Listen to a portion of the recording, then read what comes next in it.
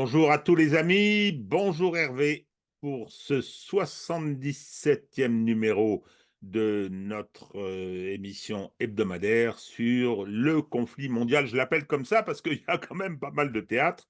Cette semaine, le théâtre principal sera l'Ukraine, moins, et tu nous expliqueras pourquoi, moins le théâtre palestinien. Et donc, je vais te passer la parole. Alors, simplement, des petites informations sur la semaine qui va s'ouvrir après que vous ayez scrupuleusement regardé notre vidéo. Il y aura pas mal de choses, peut-être. En tout cas, ça, c'est intéressant et important pour nous. On va faire une émission avec Alexandre Robert, le, le youtubeur que beaucoup d'entre vous connaissent, le youtubeur qui fait History Legends. Donc, on a eu une longue conversation.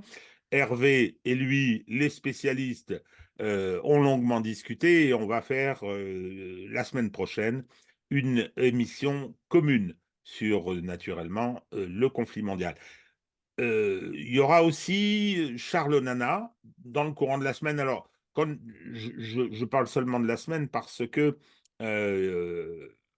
je fais les enregistrements, après il faut faire le montage, donc je ne peux pas prendre date et prendre un rendez-vous de cette façon-là, mais la semaine prochaine, vous aurez donc ces deux émissions importantes que seront ce numéro spécial du conflit mondial et l'interview de Charles Nana à propos de l'Holocauste qui semble se dérouler. Je dis semble parce qu'il va nous expliquer pourquoi il a cette position-là, se dérouler en République du Congo. Personnellement, si vous allez sur Toxin, si vous allez sur Sud Radio, si vous allez, je ne sais plus où, vous allez me voir aussi. J'ai été très sollicité par un certain nombre d'opérateurs et je vais aller à droite et à gauche donner mon avis sur des sujets qui ne seront pas toujours. Par exemple, sur Toxin, ce sera sur les questions juridiques et judiciaires. Je vais donc aller m'exprimer sur ce qui est quand même mon cœur de compétence. Alors, à propos de cœur de compétence, je passe la parole à notre spécialiste, à nous, Hervé Carès. Bon, d'abord, je suis pas un spécialiste, j'ai des compétences qui me permettent, d'à peu près comprendre ce qui se passe, sur le plan militaire. Je te remercie de m'avoir, qualifié de spécialiste. Donc, aujourd'hui, nous allons avoir, comme d'habitude, trois, trois titres à notre vidéo, hein. D'abord, bien sûr, le conflit en Palestine, on va passer rapidement. Ensuite, le conflit en Ukraine, où il y a énormément d'événements qui sont en train de se passer en ce moment. Et on terminera, bien sûr, par notre titre ou chapitre habituel sur l'information et la désinformation, tout ce que l'on peut trouver dans les différents types de médias, que ce soit les médias traditionnels, les médias alternatifs et les réseaux sociaux. Donc, je vais partager mon écran.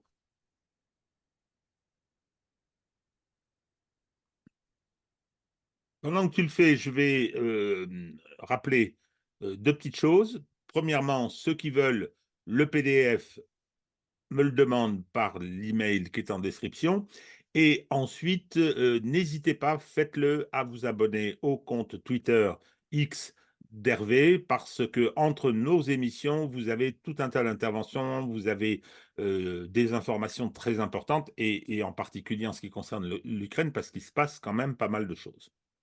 Alors, concernant le conflit en Palestine, c'est vrai que depuis 2 ou 3 semaines, on constate une pause, on va dire stratégique, dans l'activité, de l'armée israélienne sur la bande de Gaza, même si les combats continuent quand même à être assez importants, notamment sur Gaza et même en Cisjordanie, où on est plutôt sur une phase de contrôle de zone.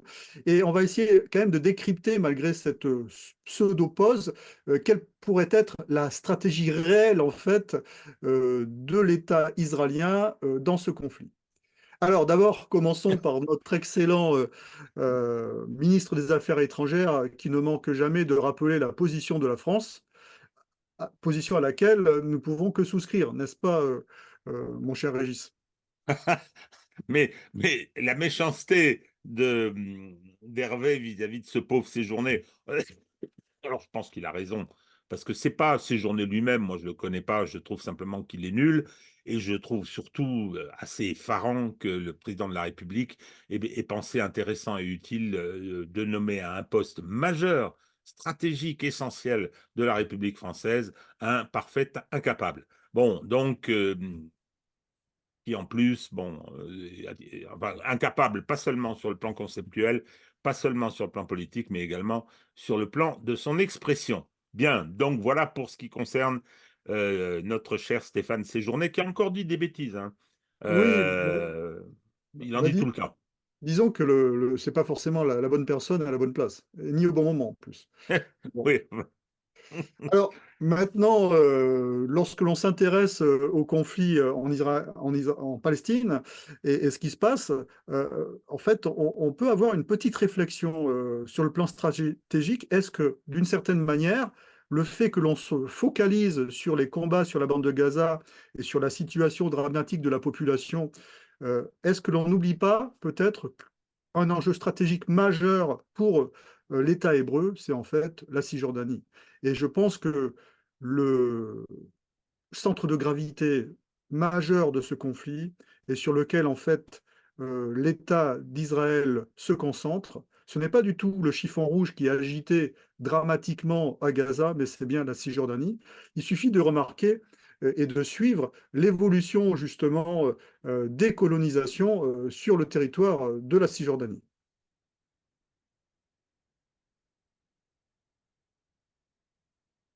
En effet, on peut constater d'ailleurs que la Cour internationale de justice commence à s'intéresser d'ailleurs à cette situation d'occupation israélienne sur le territoire de la Cisjordanie. Tu as des éléments à ajouter, Régis?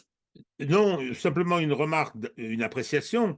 52 États, je n'ai pas la liste, qui saisissent la CIJ, c'est considérable. C'est considérable parce que c'est la particularité, y compris de la procédure concernant le risque de génocide. Enfin, l'Afrique du Sud dit que c'est un génocide, exactement comme l'a fait le président brésilien, Lula.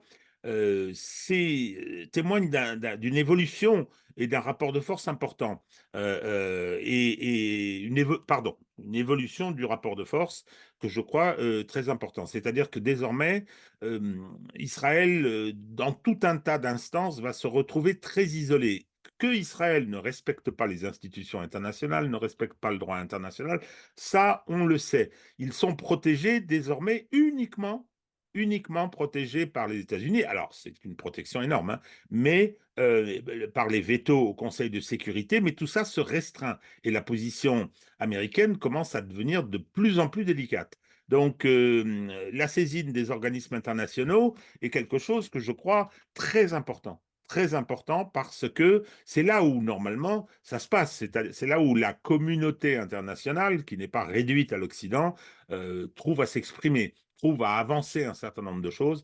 Et je trouve que cette information-là est très importante.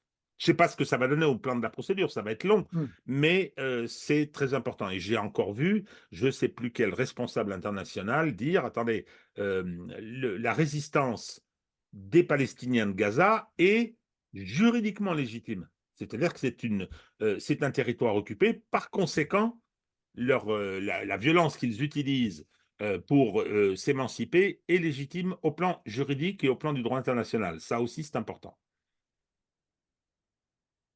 Alors maintenant, si on s'intéresse aux opérations, le fait est, il y a toujours cette tension et cette pression des combats sur la population d'environ 1,4 million réfugiés qui se trouvent entre Khan Younis et puis la frontière égyptienne, sachant que cette semaine, le gouvernement égyptien a annoncé qu'ils étaient en train de préparer une zone tampon pour éventuellement accueillir des réfugiés palestiniens qui auraient franchi la frontière entre Israël, donc la bande de Gaza et l'Égypte, ce qui prouve bien que malgré les réticences, le gouvernement égyptien, de toute façon, il sait très bien que ce sera très difficile de résister à cette pression, se prépare d'une certaine manière à accueillir des réfugiés. Ce qui fait le jeu des Israéliens dans une opération qui, quoi qu'on en dise, est un coup de balai sur toute la bande de Gaza, avec un objectif militaire, bien sûr, portant sur le Hamas, mais un objectif secondaire qui est celui de pousser la population à l'extérieur de la bande de Gaza.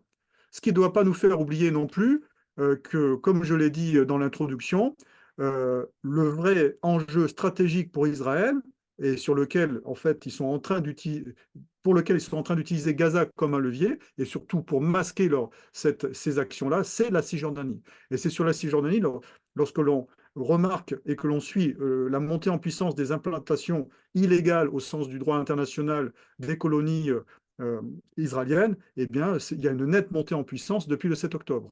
Donc ça, c'est pas anodin, c'est factuel. Tu as un truc à rajouter ou pas? Non, non. Voilà.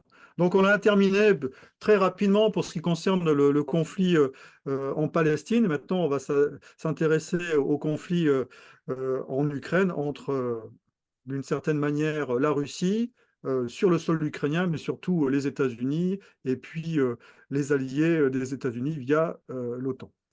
Alors, il est clair que sur le plan économique, maintenant c'est avéré, plus personne ne peut le nier, les sanctions sont un échec sur le plan stratégique. Je ne dis pas qu'elles n'ont pas eu d'effet sur l'économie russe, mais cet effet, on peut le considérer comme diffus. Elles n'ont pas atteint leur objectif, qui était celui de l'effondrement de la Russie, et surtout la forcer à arrêter son opération militaire et la guerre sur le territoire ukrainien. Par contre, l'effet boomerang sur les pays de l'Union européenne, et notamment l'Allemagne, qui, je le rappelle, est le moteur de l'économie et de la croissance européenne, est drastique, hein, puisque l'Allemagne est rentrée en récession. L'Allemagne, le plus grand pays industriel de l'Union européenne, avant l'Italie, puisque le deuxième pays industriel en Europe, c'est l'Italie, et on a tendance à l'oublier, avec notre condescendance habituelle vis-à-vis de nos amis et voisins italiens. Mais l'industrie allemande qui reposait sur une industrie lourde et notamment de la pétrochimie, eh bien cette industrie est en train de se délocaliser sur les États-Unis, notamment BASF, puisque le coût de l'énergie, notamment du gaz, est devenu intolérable pour dégager des seuils de rentabilité. Hein, je rappelle que pour l'industrie pétrochimique, le gaz, ce n'est pas seulement une énergie, mais c'est avant tout une matière première. L'économie, c'est de l'énergie transformée. Donc, c'est pas moi Ouais, qui ai inventé cette expression. Euh, une seconde sur l'Allemagne. Pour moi, tout ça est incompréhensible, au sens où je n'arrive pas à me dire, mais ce sont des gens responsables, ce sont des gens formés, ce sont des gens intelligents qui continuent à se tirer des balles dans les pieds comme ça et qui refusent la réalité à laquelle ils sont confrontés. Ils ont les chiffres sous les yeux. Eh ben non, ils continuent. C'est ouais. étonnant.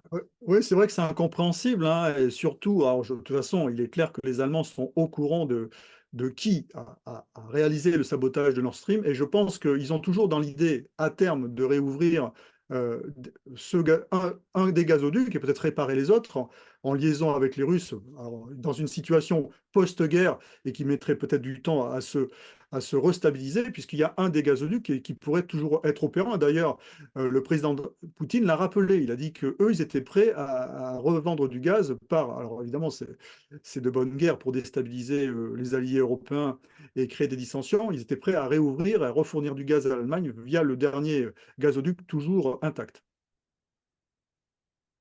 Alors maintenant, suite à la mort du dissident Navalny, de l'opposant Navalny en prison en Russie, il y a évidemment tout cet environnement médiatique qui s'est mis en place, mais surtout également les nouvelles sanctions qui ont été votées par l'Union européenne et notamment par les États-Unis.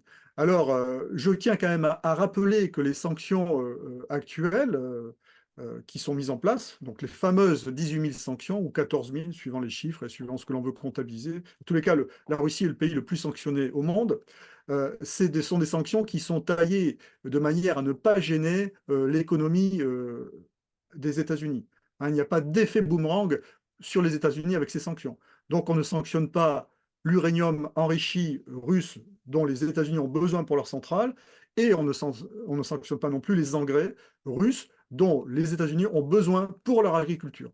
Donc ce sont des sanctions qui, en fait, touche avant tout, en termes d'effet boomerang, l'économie européenne, avec les résultats que l'on connaît, puisque l'Union européenne est passée en récession cette année. Enfin, l'année passée, en 2023. Donc également, une source de dissension au sein de l'Union européenne, ce sont les fameux accords agricoles qui permettent l'importation des productions agricoles ukrainiennes exonérées de droits de douane avec des prix qui sont très très compétitifs par rapport à ce que produisent les agriculteurs de l'Union européenne. Donc il y a une vraie dissension, et notamment une dissension qui existe à la frontière polono-ukrainienne entre les agriculteurs ukrainiens et bien sûr les agriculteurs polonais qui veulent absolument défendre leur production.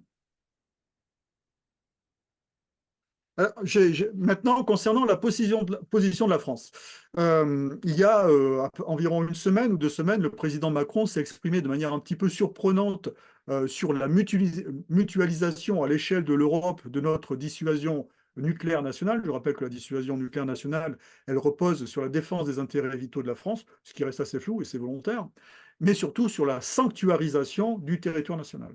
Et ça, c'est un deuxième élément qui est fondamental et que d'ailleurs la plupart des agitateurs intellectuels comme Jean-Dominique Merchet oublient d'ailleurs de signaler, hein, puisque dès qu'on parle de sanctuaire, évidemment, cette notion d'européanisation de la dissuasion nucléaire française ne tient plus du tout. Alors, il y a eu Alors, quand même une... alors, je voudrais faire une petite observation à ce stade. Effectivement, il était temps, je trouve très bien l'intervention du chef d'état-major pour rappeler ce que c'est que notre défense. C'est l'articulation entre diverses forces et la force de dissuasion. Donc, entre les lignes, ça ne se partage pas. Tu viens de parler de Jean-Dominique Merchet, qui est véritablement maintenant un petit télégraphiste d'intérêt obscur.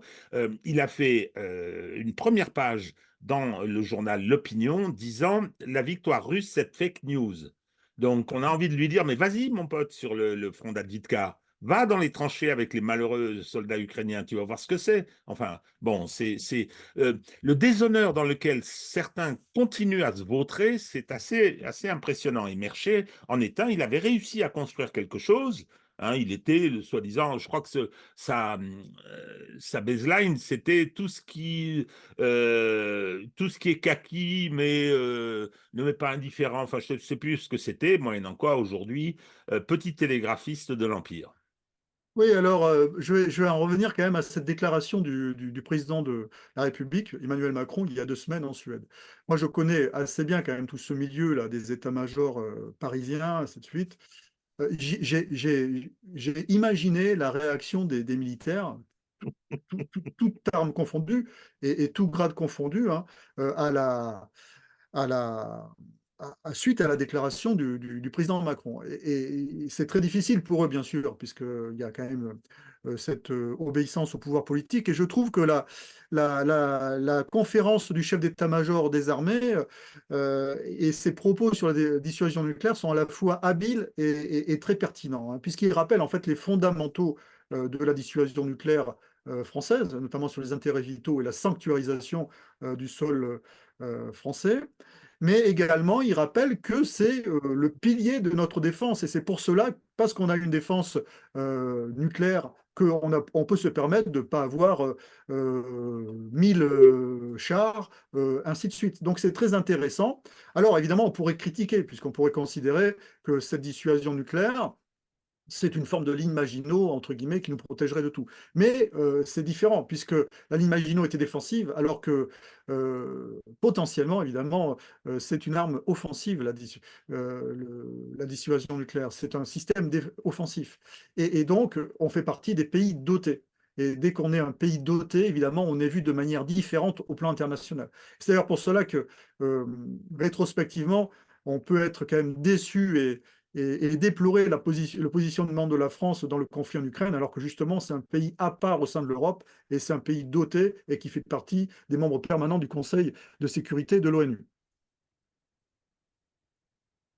Alors maintenant également des éléments dont on parle très peu hein, sur les médias, comme dirait Xavier Moreau, de grands chemins, c'est en fait les opérations clandestines sur le territoire ukrainien, hein, et notamment à l'ouest de l'Ukraine, ce qui quand même est assez révélateur de l'action des services secrets russes sur le territoire, ou même de l'action de certains Ukrainiens qui seraient partisans tout simplement partisans de la Russie, hein, sachant qu'au départ, ce conflit, c'est bien une guerre civile.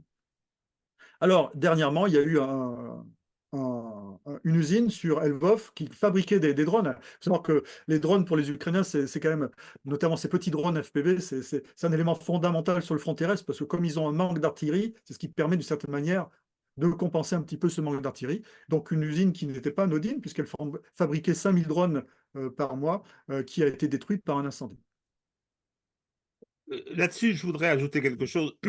Hervé, je crois qu'il y a un train aussi qui a été saboté, qui a déraillé.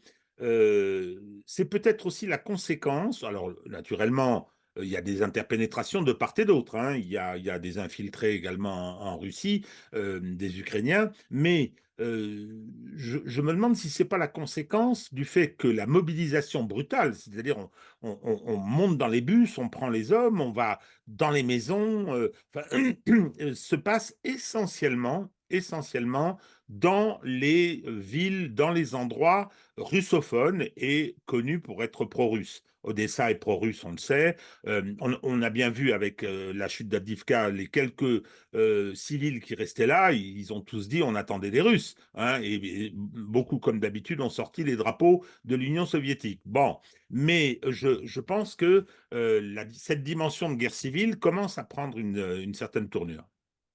Ouais, Enfin, guerre ouais, civile avec partisans, hein, ouais, au-delà ouais, des bah, lignes. des deux côtés, puisque de toute façon, ce sont Oui. des sociétés qui s'inter-infiltrent, entre guillemets, puisque il y a une telle proximité et promiscuité entre les deux sociétés que c'est très facile de réaliser des actions clandestines sur le territoire russe, mais également sur le territoire ukrainien. Euh, alors là, je suis désolé pour nos auditeurs, puisque là, j'ai j'ai un petit peu mélangé les diapos, mais c'est pas grave, ils s'en sortiront. Là, c'est pas la position de la France, mais c'est la position de l'Ukraine, de l'Europe qui, encore une fois, est surprenante et on est dans le domaine de l'agitation, hein. On se demande ce que vient faire la dénomination Navalny du prochain lot de sanctions européennes, dont l'efficacité sera à la hauteur des précédentes. Donc on est vraiment dans une action communicationnelle, une opération communicationnelle qui suit le dramatique décès de l'opposant Navalny, sur lequel on ne reviendra pas, puisque les circonstances, de toute manière, on ne les connaîtra jamais. Euh, Alors, maintenant, concernant la position allemande, et notamment l'état de l'armée allemande, eh bien, le chef de l'armée allemande s'est exprimé de manière un petit peu quand même inquiétante vis-à-vis de ses capacités à faire face à une action éventuelle offensive, hein, à l'encontre de l'État allemand, puisqu'il considère que l'armée allemande n'est plus même en état de défendre le territoire allemand. Alors, c'est dû à quoi?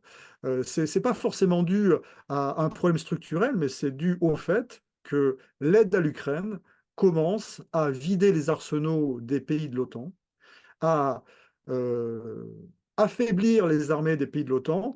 J'aurai l'occasion d'y revenir en parlant justement du Danemark qui a décidé de donner l'intégralité de son artillerie à l'Ukraine. Il faut imaginer en fait ce que c'est donner l'intégralité de son artillerie à l'Ukraine. Ça veut dire que vous allez avoir des professionnels qui vont être dans l'incapacité de s'entraîner pendant un certain temps sur les matériels sur lesquels ils avaient l'habitude de pratiquer, hein. Donc c'est vraiment inquiétant et ça touche les matériels, ça touche les munitions, hein. Et donc, on est en train de se désarmer pour soutenir un pays qui a très très peu de chances d'atteindre les objectifs stratégiques qu'il s'est fixés, hein, c'est-à-dire retrouver les frontières de 1991. Alors maintenant, concernant toujours cette aide qui est apportée à l'Ukraine, il y a également des bonnes affaires qui se font au travers de l'aide qui est vendue à l'Ukraine. Alors peut-être des bonnes affaires avec la corruption en Ukraine. Apparemment, il y a quand même des éléments qui nous permettent de le croire ou d'en attester. Mais en tous les cas, il y a des bonnes affaires qui sont faites surtout par des entreprises occidentales. hein, et avec des matériels qui ne sont pas forcément des matériels d'ailleurs qui sont très adaptés au front ukrainien, qui sont plutôt des matériels qui sont utiles dans des actions militaires de type contre-insurrectionnel. Mais là, vous avez par exemple ce type de véhicules blindés sur 4 roues. Donc, vous imaginez 4 roues dans la Rapotiza, c'est impossible à utiliser, qui sont prix catalogue 200 kilos euros, qui sont payés et vendus 600 kilos euros à l'armée ukrainienne. Enfin, qui sont vendus. C'est du Oui, lend-lease, voilà, je veux dire, ah, ouais, mais c'est ils paieront oui, quand ils pourront, hein, donc, oui, bon, bah, il y a des systèmes quand même qui ont été mis en place, hein, justement hmm. pour permettre le paiement. Les entreprises sont obligées d'être payées, hein. Elles sont payées, les Oui, mais entreprises. alors, le problème, c'est là où c'est quand même un système qui est corrompu par nature, parce que euh, j'ai entendu Monsieur Bruno Le Maire, nono le neuneu, venir dire je sais en colère parce que on n'a pas voulu mettre en place un système de financement, de récupération des trésoreries colossales. C'est-à-dire la richesse latente, l'épargne en Europe est très importante, l'épargne privée. Donc il faut qu'on puisse la mobiliser pour quoi faire? La mobiliser pour envoyer 60 milliards d'euros à l'Ukraine. Et moyennant quoi, on va envoyer de l'argent, c'est-à-dire qu'on va emprunter auprès des particuliers, parce que, bien évidemment, sur les marchés, on ne peut plus, on est complètement endetté, donc on est asphyxié. Et cet argent, on va, au lieu de s'en servir pour notre agriculture, pour nos hôpitaux, pour nos écoles, on va l'envoyer en Ukraine et ensuite, l'Ukraine, avec cet argent, va nous racheter du matériel. Bravo, mais les entreprises sont privées. Donc, mais Ouais. c'est mutualisation des pertes, privatisation des profits. Ce sont les fonds européens qui ont été mis en place à ce propos, hein, qui permettent de payer les entreprises, hein, qui livrent des matériels. En tout cas, c'est une bonne affaire pour les entreprises, hein.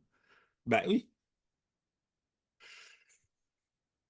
Alors maintenant, concernant également l'analyse de la situation politique, évidemment, euh, tous les discours alarmistes continuent et de plus en plus on va vers une radicalisation des propos de part et d'autre, que ce soit les propos dans les médias, mais également, et ça c'est plus grave, les propos de la part des responsables gouvernementaux, hein. Et on peut se demander, en termes d'usage diplomatique, quelle pourrait être ensuite la reprise de conversation de sortie de guerre suite aux propos qui sont tenus, que ce soit aux États-Unis ou même en France, hein, ou dans d'autres pays européens. En tous les cas, de plus en plus, on fait un parallèle avec l'ex-Union soviétique et en cherchant à montrer comment la Russie actuelle peut être aussi dangereuse que le pacte de Varsovie. Alors c'est simple.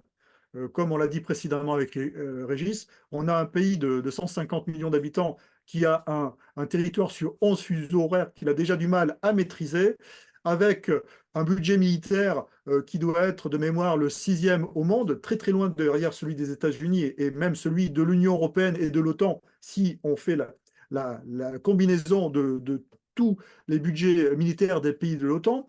Donc un pays de 150 millions d'habitants face à une structure otanienne en Europe de 450 millions d'habitants, mais de 800 millions d'habitants si on rajoute les États-Unis et puis le Canada.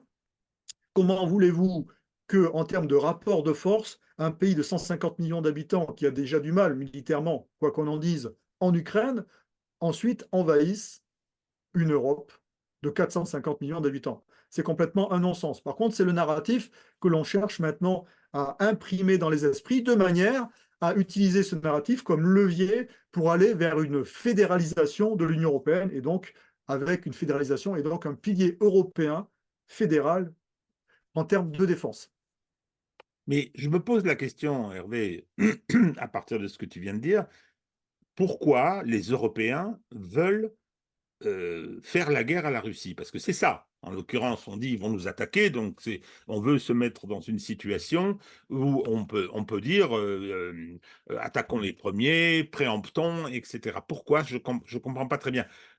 Pourquoi les Américains ont, avec Maïdan, mais avant, ont essayé d'affaiblir et de disloquer la Russie, on comprend mieux. Mais l'Europe, en dehors d'une vassalité absurde vis-à-vis des États-Unis, je ne comprends pas. Alors, je voudrais mettre un petit peu de fantaisie dans la situation. Tu disais que, bon, en publiant la diapo, là, C'est un malade, nous dit Yakovlev, jamais en retard d'une ânerie, ou en tout cas d'une provocation. Alors, je rappelle que Vladimir Poutine, lorsqu'on lui avait demandé, dans une interview après celle de Carlson, euh, on lui avait demandé, mais les élections américaines, il dit, bon, ça, c'est pas nos affaires, mais si, tant qu'à choisir, dans notre intérêt, je pense qu'il vaudrait mieux Biden. Alors là, tout le monde avait réagi, mais comment ça se fait? Pourquoi Biden et tout? Et Biden, après la mort de Navalny, a traité Poutine de cinglé fils de pute. Bon, peut-être que je serai censuré par YouTube, on verra. Toujours est-il que Poutine a réagi. Vous voyez ce que je vous avais dit, il vaut mieux que ce soit Biden.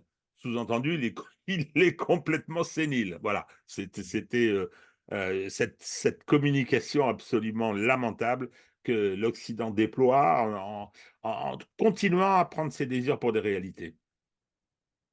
Alors, l'élément que j'ai mentionné tout à l'heure concernant la livraison de l'artillerie euh, intégrale du Danemark, le Danemark est très, très, très engagé dans le soutien à l'Ukraine et il fait partie des pays les plus engagés dans le soutien à l'Ukraine. Est-ce que ça va se faire au détriment de ses forces armées? En tout cas, pour ce qui concerne les artilleurs, maintenant, c'est quand même un fait avéré. Alors, comme souvent, je conseille de suivre les vidéos de cet ex-pilote de Rafale Rafale Marine, ATE Chouette, qui est vraiment un très très bon analyste de sujets techniques liés à l'aéronautique, de sujets techniques liés également aux opérations militaires, et qui a fait une analyse qui est tout à fait pertinente de l'accord de coopération en matière de sécurité entre la France et l'Ukraine pour vraiment analyser ce qu'il y avait dedans et quelle était la portée. En fait, ça ne change pas grand-chose par rapport à ce qui se fait déjà. Ça n'a pas de vraie implication stratégique. On est peut-être comme une forme de succès d'année suite au fait que l'Ukraine a appris par les États-Unis lors de la dernière réunion des représentants de l'OTAN, des chefs d'État membres de l'OTAN, qu'il y avait peu de chances qu'elle rejoigne l'OTAN. Donc, cette oui, une forme de compensation qui est mise en place par les Européens. Par contre, ce qui ne ressort pas de la vidéo et ce qui pose toujours quand même question, hein, c'est comment des systèmes occidentaux très sophistiqués sont livrés et quasiment dans la semaine qui suit, ils sont mis en œuvre. Hein. Donc, je parle en particulier des Patriotes et notamment également de nos missiles, de nos systèmes de défense solaire de type Mamba, qui sont des systèmes de défense solaire moyenne portée. Ça pose de nombreuses questions et je n'ai pas la réponse, mais je suppose qu'il y a des techniciens qui, en fait, sont des contractants qui permettent à ces systèmes de fonctionner le plus rapidement possible, que ce soit ces systèmes de défense solaire, mais également tous les radars assez sophistiqués qui sont fournis à ce propos. La dernière intervention de notre ministre de la Défense à propos de la tension qui a existé entre un AWACS français qui était en mer Noire, dans le cadre des opérations de l'OTAN de surveillance, mais surtout de renseignement, hein, il ne faut pas se voiler la face, hein, de surveillance, surtout de renseignement, entre donc cet AWACS et la défense antiaérienne russe. Alors, j'en reviendrai au tweet de Édouard Husson, hein. Si vous voulez, à partir du moment où la France est dans une dynamique, on va dire, d'hostilité, d'opposition à la Russie, forcément, la Russie va réagir. On ne peut pas être dans une position de pseudo-guerre ou d'affrontement avec un pays en imaginant que ce pays, surtout un pays comme la Russie, qui est plutôt quand même un pays on va dire, pas vindicatif, mais tonique hein, sur ce plan-là, ne va pas réagir. Hein, que ce Bon, soit dans le domaine informationnel, dans le domaine de la guerre hybride, dans le domaine de nos espaces, entre guillemets, nos ex-espaces africains, notre ex-précaré africain, ça serait complètement absurde d'imaginer ça. alors, la déclaration de Le Cornu est ridicule, elle est grotesque. On est co-belligérants, il faut dire les choses comme elles sont. Alors il l'a dit, non, non, non, on n'est pas co-belligérants, on fournit des armes, on fournit du personnel, il ne faut pas nous raconter d'histoires. Lesquelles armes d'ailleurs servent à bombarder des populations civiles, c'est charmant, sur le territoire russe, du côté de Belgorod et sur Donetsk, qui est aujourd'hui territoire russe, mais bon, je veux bien, il a été annexé, on ne reconnaît pas l'annexion, je veux bien. Il n'empêche quand même que ce sont des crimes de guerre, puisque ce sont contre des populations civiles. Avec notre armement, on a on fournit, parce que l'avion qui a été menacé, qu'est-ce qu'il faisait là-bas? En mer Noire, je ne sais pas, il y a une ville française sur les bords de la mer Noire? Non, non. Hein, il était là pour aider l'armée ukrainienne. Je veux bien, mais il ne faut pas s'étonner que le co-belligérant qui est en guerre avec l'Ukraine réagisse. Moi, je pose juste la question, monsieur Lecornu. Et si on avait un Tupolev 160 qui venait dans les eaux, au-dessus des eaux internationales, hein, venait survoler au large de la Bretagne ou en Méditerranée, qu'est-ce qu'on dirait? Ah ben là, on aurait naturellement LCI, toutes les chaînes d'infos qui seraient là. Euh, comment des gens, enfin, il est ministre de la Défense, c'est important, il a une armée sous ses ordres, il devrait être conséquent au plan géopolitique aussi. Non, non, il vient pleurnicher en disant comment qu'ils sont pas trop méchants. On les bombarde, mais ils nous disent que si on continue à venir les bombarder de trop près, on va abattre leur avion. Un AWACS. Enfin bon. Ouais, et puis je rappelle que les armes qu'on a fournies à l'Ukraine, notamment les missiles Scalp, sont des armes qui posent problème aux Russes, et notamment dans le cadre de la stratégie de pression sur la Crimée et la flotte de la mer Noire, qui est peut-être la stratégie la plus opérante des forces armées ukrainiennes actuellement. Donc, de facto, on ne peut pas imaginer qu'il n'y ait pas de réaction russe. Maintenant, Alors, ouais. là-dessus, excuse-moi Hervé, parce que je pense que c'est une question importante. On a un pouvoir en France qui a décidé de faire la guerre à la Russie. Moi, je ne veux pas qu'on ergote, qu'on me raconte des histoires. La guerre telle qu'elle se déroule aujourd'hui, nous allons effondrer l'économie russe. Pardon, Monsieur Bruno Le Maire, c'est une déclaration de guerre économique. Et l'économie fait partie, nous a expliqué Alexandre Svechin, le père de l'art opératif, fait partie de la guerre, évidemment, fait partie de la guerre. Donc, on va vous détruire. On va prendre des mesures qui font que vous allez être disloqué, vous allez avoir des troubles chez vous, vous allez avoir une révolution de couleur. Donc, on leur a déclaré la guerre. Et s'ils réagissent, ou si ils durcissent le ton, à ce moment-là, on joue les victimes. Je trouve ça complètement lamentable. Et Édouard Husson a raison. Moi, j'aurais été pour qu'on prenne une autre position, je le suis toujours. Je pense qu'on a trahi la pensée du général de Gaulle. Très bien. Moi, ce sont mes problèmes politiques de citoyen français. La France n'a pas cette position aujourd'hui, je suis minoritaire. Tant mieux pour eux. Tant mieux pour eux. Mais qu'on ne vienne pas ensuite inverser le réel, mentir comme ils le font. Ça, c'est insupportable. Et dans ce conflit, ce qui, moi, est extrêmement pesant depuis 2 ans et qui a été à l'origine de la création de cette chaîne, c'est d'être en permanence confronté au mensonge. Ça, c'est dur. Et j'aimerais bien que ça s'arrête. Mais bon. Alors, tu as parlé de Odessa tout à l'heure, et je pense que tout à fait, cette ville-là est assez intéressante. Alors, il faut se rappeler qu'en 2014, il y a eu l'affaire de la Maison des syndicats, avec une quarantaine de russophiles, de russophones qui ont été brûlés à l'intérieur par des nationalistes, puisqu'il y a eu des affrontements, quasiment une guerre civile à Odessa au moment de Maïdan, hein. Et il faut rappeler de facto que cette ville est plutôt une ville russophile, d'ailleurs, ce qui pose certains problèmes euh, au gouvernement ukrainien. Et le gouvernement ukrainien, je pense, est très très méfiant vis-à-vis des réactions de cette ville. D'autant que lorsque l'on observe la réaction de la population de cette ville face aux recruteurs de l'armée ukrainienne, ça va de mal en pis, sachant que les réactions individuelles qui avaient lieu de résistance il y a encore quelques mois ou quelques semaines maintenant se transforment en réaction collective face aux recruteurs.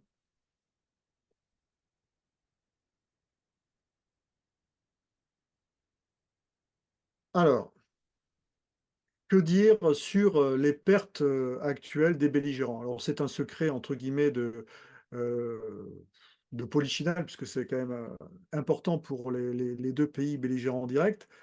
Je m'en référerai quand même à la très bonne analyse du général Maril dans sa dernière interview par Alexis Poulain sur Sud Radio.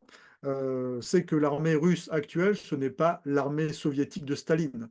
Hein, c'est une armée qui n'a pas beaucoup d'effectifs et qui a une grosse puissance de feu. Et donc, elle utilise sa puissance de feu avant de chercher à mettre en péril ses effectifs. Ça, c'est un premier point. Le deuxième point, c'est que l'armée ukrainienne a peu de puissance de feu et que malheureusement pour elle, elle est obligée de compenser par l'engagement de ses soldats. Donc forcément, il y a un rapport évident qui peut exister entre ce déficit de puissance de feu côté ukrainien et cette suprématie de puissance de feu côté russe. Donc il y a peut-être un rapport entre les pertes de part et d'autre qui se retrouve de manière inversement proportionnelle avec le rapport des feux. En tous les cas, il y a une difficulté de recrutement au sein de l'armée ukrainienne et selon des sources qui seraient celles de Jacques Sapir, l'armée ukrainienne ne serait pas en mesure de compenser actuellement depuis environ septembre ses pertes. Hein. C'est qu'en fait, depuis le mois de septembre, elle perdrait entre 6500 et 9000 morts. Alors quand ils perdent, ça veut dire que les soldats sont morts, mais ils sont dans la capacité de retourner au combat. Donc on parle de morts, des blessés graves et peut-être des blessés qui peut-être pourront revenir au combat à terme, mais en tout cas c'est ça les pertes. Hein. Les morts, les blessés graves et les blessés qui sont obligés de quitter le front pour au moins être soignés. Hein. Donc pas les blessés légers. Donc c'est une vraie difficulté pour l'armée ukrainienne. Et comme on le dit souvent sur cette chaîne, malgré la pression tactique sur l'ensemble du front de la part des forces russes, il est clair qu'à l'issue des élections présidentielles russes et lorsque les sols seront stabilisés, il est fort probable que l'armée russe conduise des opérations offensives de portée opérative. Alors dernièrement, c'est un élément intéressant de cette semaine, mais qui permet de corroborer quand même certains signaux faibles que l'on a pu noter. Il y aurait, pour l'instant l'information est assez fraîche, il y aurait un deuxième avion de surveillance aérienne russe de type AWACS qui aurait été abattu par, alors certains disent que ça serait une erreur de tir de la part des Russes, d'autres disent que ce serait un tir des Ukrainiens. En tout cas, les Ukrainiens revendiquent la destruction. En tout cas, on peut remarquer que sur le secteur de la mer d'Azov, sur la zone de la mer d'Azov, c'est quand même le troisième avion russe qui a été tiré par un système de défense solaire d'origine inconnue côté russe, mais je pense qu'il y a de fortes chances que ça soit des tirs de la part des Ukrainiens. Donc ça veut dire que les Ukrainiens ont mis en place un système d'embuscade antiaérienne sur le secteur de la mer d'Azov de manière à rendre problématique l'utilisation des avions de renseignement électronique et de surveillance aérienne russes, ce qui, dans une dimension stratégique, en imaginant la suite, pourrait peut-être préparer une action offensive de grande ampleur offensive aérienne de grande ampleur sur la péninsule de Crimée et éventuellement la flotte de la mer Noire et ses reliquats qui se trouvent encore en Crimée au moyen des vecteurs habituels qui sont les Sukhoi 24M et les missiles Storm Shadow ou Scalp et également d'autres missiles d'origine ukrainienne comme les Neptunes. Donc on est sur le théâtre sur lequel les armées ukrainiennes arrivent à avoir des résultats. Hein, c'est ce front de la mer Noire et le front sur la Crimée. Alors, j'ai une question, Hervé. Je ne sais pas si tu as l'information. Cet avion qui aurait été abattu était donc au-dessus du territoire du conflit, au-dessus du territoire ukrainien ou russe criméen, ou bien ou dans les eaux rattachées à ces pays, ou bien au-dessus des zones internationales. Parce que c'est ce qu'on disait tout à l'heure concernant l'intervention occidentale. Les Occidentaux ont des AWACS qui servent les Ukrainiens et qui se gardent bien de venir dans les eaux territoriales, qui se gardent bien de survoler le champ de bataille lui-même. Et enfin, me semble-t-il, je ne sais pas très bien comment ça fonctionne, hein, je ne sais Ouais. pas. Mais est-ce que là, il n'y a pas un déséquilibre et est-ce qu'on ne peut pas arriver, si les Russes sont en difficulté par rapport à cette couverture-là, à ce qu'ils réagissent concernant les appareils occidentaux qui fournissent Alors, ce travail aux Ukrainiens. on va spéculer. Je pense que les Russes se sont mis en difficulté depuis un moment par, on va dire, la coordination entre ce renseignement d'origine otanienne, hein, que ça soit depuis quelque temps avec ces avions de type I-76 qui sont ciblés. Alors je rappelle que le I-76 qui a été abattu au-dessus de l'aéroport de Belgorod, c'est le même type d'appareil. Et on peut considérer que c'est peut-être une erreur des Ukrainiens qui sont en train de cibler ce type d'avion, hein, qui sont, si vous voulez, la signature radar, que ce soit un avion de type A-50 ou un I-76 de transport, c'est la même, hein. Donc on est vraiment sur ce ciblage-là de la part des Ukrainiens. Ce ciblage-là ne pourrait pas exister sans qu'ils aient du renseignement sur la situation aérienne russe.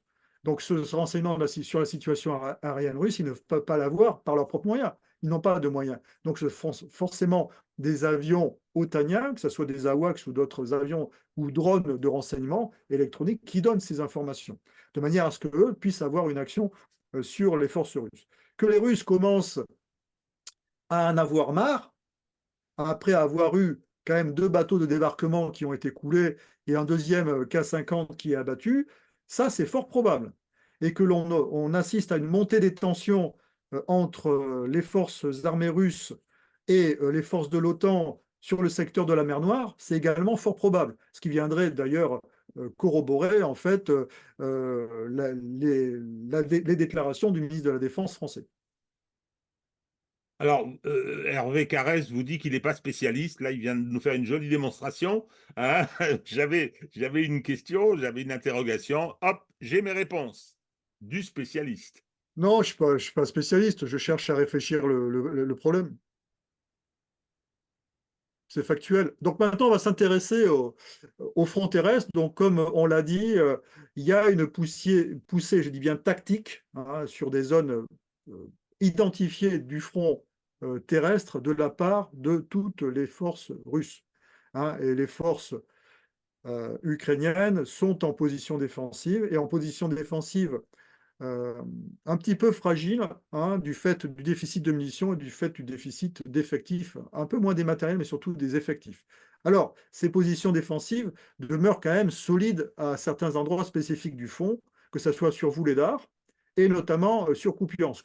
C'est pour cela que je crois assez peu à une offensive de portée majeure sur Kupiansk, étant donné la configuration du terrain, avec la nécessité de traverser la rivière Oskol, et également le fait que les forces ukrainiennes sont sur une position haute et dominent le terrain qui se trouve à l'est, pardon, de la rivière Oskol. Sur Vuhledar, c'est une position fortifiée également en hauteur, que les Russes ont cherché à conquérir il y a quelques mois avec d'énormes difficultés et beaucoup de pertes, mais il se pourrait que Vuhledar soit contourné suite à la victoire d'Avdiivka par les forces russes, puisque Avdiivka, comme l'a déjà souligné à très juste titre le colonel Pierre de Jong sur plusieurs médias, c'est une poignée d'éventail, c'est qu'à partir de cette zone-là, on peut à la fois aller vers l'ouest, aller vers le nord et aller vers le sud. Mais nous allons en revenir d'abord aux combats qui se sont déroulés sur Krinky, donc cette poche de Krinky qui a été défendue par les fusiliers marins ukrainiens pendant quasiment 4 mois maintenant, et quasiment reconquise par les forces russes. Alors on ne va pas commencer à ergoter entre Krinky et puis ces petites îles qui sont sur le Dniepr. De toute façon, cette position-là n'avait plus aucun intérêt sur le plan opérationnel depuis que l'offensive ukrainienne s'était arrêtée en octobre, puisqu'à la limite, ça pouvait fixer des forces russes sur cette zone-là. en évitant qu'elles aillent sur Robotine. Et ensuite, depuis surtout que cette poche, hein, c'est pas une tête de pont, cette poche ukrainienne n'a jamais eu la possibilité d'être renforcée par des moyens blindés. Et ces moyens blindés lui auraient peut-être permis, et là c'était un vrai objectif qui avait du sens, d'atteindre l'autoroute M14 qui se trouve à l'ouest, à l'est pardon, de Krinky. Hein, donc là, il y avait un vrai enjeu sur le plan tactique et peut-être même opératif s'ils avaient réussi à couper cette autoroute M14. En tout cas, ce n'est pas le cas. C'est un massacre qui a duré 4 mois, qui a engagé 4 brigades d'infanterie de marine qui, de toute façon, maintenant, il est clair, seront beaucoup plus utiles ailleurs, alors que le front ukrainien commence à être en difficulté dans de nombreuses zones. Et de nombreuses zones, notamment, on a parlé cette semaine de la victoire russe sur Avdiivka et les possibilités qu'elle pouvait offrir en termes de poursuite des offensives russes. Mais moi, je suis beaucoup plus intéressé par ce qui se passe sur le saillant de Robotine, sachant que c'est une position qui est beaucoup moins fortifiée et beaucoup plus intenable que la situation des fortifications qui se trouvaient sur la ville d'Avdiivka. Et il est clair que depuis une semaine, on sent une forte pression des Russes sur ce saillant-là, un saillant qui a très peu de chances de résister à une offensive aéroterrestre de la part des Russes, étant donné la situation des troupes ukrainiennes qui s'y trouvent, et également la faible qualité des fortifications de ce saillant. Qui sont en fait les tranchées russes qui ont été occupées par les forces ukrainiennes. Et je reste convaincu que cette zone de Zaporizhzhia serait à terme la zone d'effort majeure d'une offensive russe d'ampleur, de manière à reconquérir les territoires qui ont été abandonnés lors du retrait de Kherson, donc la traversée rétrograde du Dniepr en novembre 2022, et peut-être commencer à menacer Nikolaïev, voire Odessa, s'ils en avaient les moyens, ce qui n'est pas pour l'instant le cas, ou en cas d'effondrement des forces ukrainiennes dans cette zone. Donc, des éléments qui sont marquants, on voit très bien la poussée des Russes sur le secteur de Robotine. Et de toute façon, la logique militaire fait que les saillants doivent être réduits. Hein. Ils sont intenables en défensive, puisqu'ils obligent à rallonger le front. Et puis, pour ceux qui comptent passer à l'offensive, hein, comme c'est le cas de l'armée russe en ce moment, et préparer une offensive opérative à l'issue des élections présidentielles russes, il faut absolument réduire les saillants de manière à réaligner le front et créer des lignes de débouché. C'est ce qui se passe actuellement d'ailleurs suite à la victoire euh, d'Avdiivka et également aux victoires sur Marinka. C'est la possibilité d'aller menacer Vuhledar, hein, en d'autres termes, en le contournant et permettant de le prendre à revers. Donc ça, c'est la position des unités ukrainiennes et russes telles qu'elles étaient à l'issue juste de la victoire ou le retrait des forces ukrainiennes de la ville de Avdiivka. Euh, les Russes sont en train d'avancer et j'ai l'impression que les Ukrainiens ne sont pas pour l'instant rétablis sur des lignes défensives qui sont tenables dans la durée. Donc voilà les opportunités qui pourraient être celles des forces russes à partir d'Avdiivka. De toute façon, le saillant n'est pas encore complètement réduit sur Avdiivka et donc ils vont devoir progresser pour aligner le front, comme je l'ai dit précédemment. Alors voilà une image un petit peu de ce que les Russes ont trouvé. Alors il faut savoir que les alliés otaniens, notamment les États-Unis, les militaires états-uniens ne sont pas du tout satisfaits de la manière dont les troupes ukrainiennes ont quitté Avdiivka, puisqu'elles ont en fait quitté cette ville, ce bastion, en laissant l'intégralité en fait des munitions et des matériels qui étaient présents et fournis par les forces de l'OTAN. On les envoie se faire tuer et après on les critique. Bravo. Enfin bon, c'est la Donc caractéristique de cette voilà une guerre. perspective qui pourrait être celle des opérations suite à la conquête d'Avdiivka par les forces russes. C'est bien sûr aller vers Pokrovsk, Pokrovsk, j'ai toujours du mal, moi, c'est imprononçable pour moi, qui est un nœud logistique important pour les forces ukrainiennes, varianté vers le sud pour prendre Vuhledar à revers, et varianté vers le nord pour prendre Chassov Yar également à revers. Donc, on est vraiment face à une poignée d'éventail.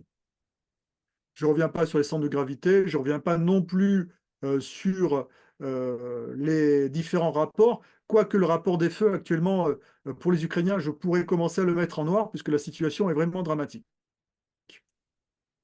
Alors rappelons qu'à minima, l'objectif stratégique, ça va être de reconquérir les limites des oblasts annexés. Mais est-ce que les limites de ces oblasts sont tenables sur le plan militaire? C'est-à-dire, est-ce que les frontières de ces oblasts correspondent à des lignes qui sont tenables sur le plan militaire? J'en doute, donc il est fort probable que les forces russes aillent jusqu'à des limites, si elles en ont les moyens, qui sont tenables sur le plan militaire. Des coupures comme le Dniepr ou d'autres rivières. Identifier des éléments de terrain qui sont identifiés. Alors, je le rappelle, hein, si jamais il y a une offensive opérative russe de printemps-été, il est fort probable que l'effort se fasse dans le secteur de Zaporizhzhia et que les autres directions, vers Kramatorsk ou Kharkiv, soient des offensives, certes, mais des offensives destinées à fixer et éventuellement peut-être conquérir du terrain si cela se présente. Mais l'enjeu stratégique de cette guerre, ce n'est plus Kharkiv ni Kramatorsk, c'est vraiment Odessa. C'est Odessa pour les Russes et c'est également Odessa pour les Ukrainiens. Parce que Odessa, parce que les Russes, c'est à partir de là qu'ils réussiront à sécuriser définitivement la Crimée, puisque toutes les attaques sur la péninsule de Crimée partent d'Odessa. Et pour les Ukrainiens, parce que Odessa, c'est le port qui, si l'État ukrainien le perd ce port, si l'État ukrainien perd ce port, eh bien l'État ukrainien sera un État sur le plan économique qui sera beaucoup moins viable qu'aujourd'hui. Alors, juste une précision, un rappel plutôt, le front, ce front fait 1200 km, faut pas oublier. Imaginez-vous, on part de Dunkerque, on arrive à Bayonne, hein, je ne sais pas, ça fait moins de 1200 km, mais c'est ça, c'est énorme, hein. Donc, s'il y a des offensives, s'il y a une offensive opérative importante, il faut des moyens, une préparation, une logistique. Et puis surtout, faut prendre tout le front en compte. Donc là, je pense plutôt aux Ukrainiens qui vont être en défensive là, sur l'ensemble de ce front. Bah, le problème des Ukrainiens actuellement, c'est de recréer des réserves, hein, des réserves opératives et stratégiques. Ils en ont quasiment plus. C'est pour ça qu'ils sont en train de former 5 brigades mécanisées, hein, donc 5 nouvelles brigades. Alors j'ai vu un tweet d'une personne que je suis, là, Stevius, c'est un prof d'histoire géo là, qui fait des vidéos assez intéressantes sur sa chaîne YouTube. Bon, il est un petit peu moins pertinent maintenant, puisqu'il traite du conflit ukrainien, et comme il est devenu militant et pro-ukrainien, évidemment, ça évite de voir les choses de la manière la plus réaliste possible. Donc il a partagé justement des éléments concernant ces 5 brigades qui vont être formées. Bon, j'ai vu des photos des soldats qui sont en train de prêter serment. Très clairement, ils ont tous plus de 50 ans sur les photos. Et ensuite, les matériels qui sont fournis à cette brigade qui devraient arriver, c'est 100 BTR 60. Donc 100 BTR 60, on est typiquement sur des matériels ex-Union soviétique des années 60. C'est comme si la France fournissait des VTT AMX-13. Donc ça donne une idée quand même de cette armée ukrainienne qui est malheureusement faite de briques et de brocs fournis par les alliés de l'OTAN et puis qui est en déficit de ressources humaines. Il faut bien comprendre que c'est c'est logique, très probablement que l'État ukrainien cherche à préserver sa jeunesse. Mais pour un fantassin, quand vous avez plus de 50 ans, c'est quand même compliqué. Donc je le rappelle, hein, les stratégies n'ont pas changé, les stratégies qui sont opérantes hein, pour la part des deux belligérants.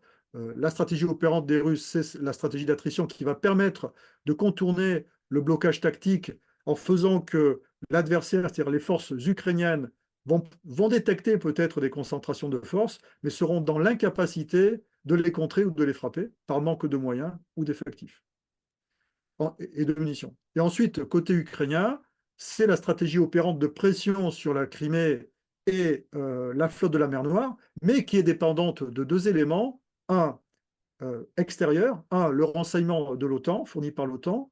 Deux, les missiles, bien sûr, de type Scalp et Storm Shadow, fournis par la Grande-Bretagne et la France. Mais en interne également, c'est le troisième facteur, la capacité à avoir des vecteurs Sukhoi 24M en nombre suffisant pour réaliser ces frappes. Et on peut remarquer que depuis environ un mois, il n'y a plus de frappes de ce type-là. Alors, je ne pense pas que c'est par manque de munitions euh, Scalp et Storm Shadow, mais plutôt un problème de maintenance de la flotte des Sukhoi 24M. Et ce qui explique d'ailleurs pourquoi les Ukrainiens, à un moment donné, alors, je ne sais pas si c'est toujours dans les tuyaux, ont demandé à la France de livrer des Mirage 2000D, des 2000D qui sont capables de tirer les Storm Shadow. Il faut bien comprendre que livrer un avion de type 2000D, même si on les livre par exemple cette année, une dizaine ou douzaine, une vingtaine, il faudra quasiment 2 à 3 ans avant qu'ils soient opérationnels, que les équipages soient opérationnels et que les infrastructures autour et l'environnement soient également opérationnels. Voilà, donc maintenant, après les deux chapitres, on va dire, un peu sérieux, oui, sérieux, même dramatique, hein, puisqu'on parle de la guerre, on va ouvrir le chapitre que préfère Maître Régis, c'est le Ah, chapitre des informations. non, ce chapitre m'amuse parce qu'il démontre la méchanceté d'Hervé Carès, qu'il abrite derrière sa spécialité, sa mesure. Alors là, je veux dire, on voit bien qu'on a affaire à quelqu'un qui n'hésite pas à envoyer quelques missiles bien sentis, et il a raison. Alors, on va commencer quand même par cette arlésienne des pertes russes, hein. Comme l'expliquait le général Marie, et comme également j'y consens tout à fait, c'est que c'est une armée qui a une supériorité des feux et qui a peu d'effectifs. Et qui a surtout, je dirais, les gouvernants russes n'ont surtout pas envie d'être confrontés à une deuxième mobilisation. Donc, ils font tout, contrairement à ce qui se dit sur les plateaux télé, pour avoir le minimum de pertes et pour éviter cette deuxième mobilisation et toujours avoir le soutien de la population russe. Il ne faut quand même pas oublier que malgré cela, ils ont, d'après le site Mediazona, qui est un site qui suit les morts russes de la guerre de manière très très précise. Alors il y a peut-être un petit écart, mais pas tant que ça, à mon avis, peut-être l'écart doit être peut-être de 10 000, et peut-être que les décès également des ex-républiques populaires autoproclamées ne sont pas comptabilisés, mais en tous les cas, on est sur 44 654, ce qui correspond quand même au nombre de morts de la guerre en Afghanistan, donc entre 1979 et 1989, donc sur 10 ans, ce qui n'est quand même pas anodin pour la société russe Non, bien sur sûr. 2 ans de guerre.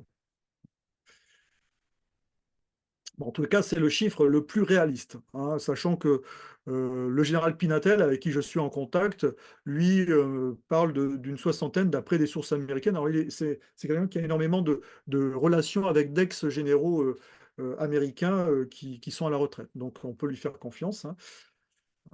Donc voilà un petit peu ces 350 000 pertes là qui sont actuellement annoncées, où chaque fois que les Ukrainiens sont en difficulté, c'est parce qu'ils infligent des pertes incommensurables aux Russes. C'est impossible, hein.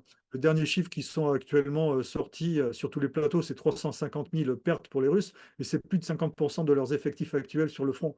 Comment voulez-vous qu'ils soient à l'offensive avec de telles pertes? C'est impossible. Il suffit de réfléchir un petit peu, hein, comme chaque fois. Alors, je vais revenir quand même sur un sujet qui est un petit peu épineux, c'est le décès de l'opposant Navalny, hein. Bon, il est clair qu'il y a plein de spéculations en ce moment, notamment dans les médias occidentaux. Ça fait partie de la campagne de presse et de communication des Occidentaux. C'est de bonne guerre, de toute manière, on est dans la guerre informationnelle. Alors, bon, je ne vais pas m'intéresser au sujet des opposants en Russie parce que je le connais assez peu. De toute manière, la Russie n'est pas une démocratie au sens où nous on peut l'entendre, c'est bien un régime autoritaire, hein. Donc, on ne peut pas s'exprimer de la même manière que ici, même si chez nous, de toute manière, il y a également des limites, hein, comme on peut le constater, dans la liberté d'expression. Mais ces limites-là sont fixées de manière différente.